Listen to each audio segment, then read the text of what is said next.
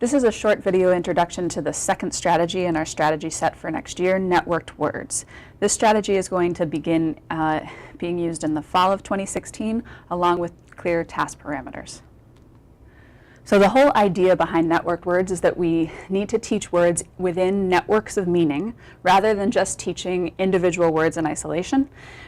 This is the same idea as traditional vocabulary instruction, where you were asked to put words into sentences, or where you would place words on a word wall in relationship to other words on that wall. It's the idea that it's not enough to know what a word means. We also need to be teaching how to use it. In what context does this word come up? What is it being used to do in different contexts?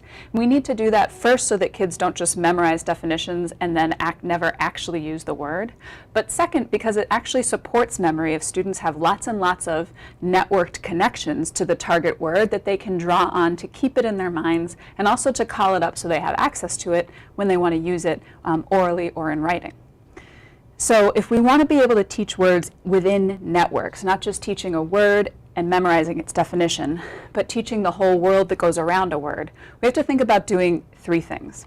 The first thing we have to think about doing is prioritizing, because teaching a word well takes a significant investment of instructional time. So we need to make sure that we are picking words to teach that are going to have a really high impact on student learning. So the first thing we do is prioritize. The second thing we do within this strategy is we think a lot about how people naturally acquire language. Babies are amazing in how many words they can learn in a day. Adults are still also pretty amazing at how many words they can pick up just by implicit acquisition. When they're immersed in a setting where words are being used in meaningful ways, they pick up the meanings of those words and they get solidified over time, and then before you know it, you're using that word yourself in your oral and written language, because we're really, really good at naturally acquiring words when we are immersed in settings where they become meaningful. We're not as efficient at learning words one by one, especially when there's some pressure or some grade attached to learning words one by one. So what we need to do when we're planning vocabulary instruction is both plan for implicit learning,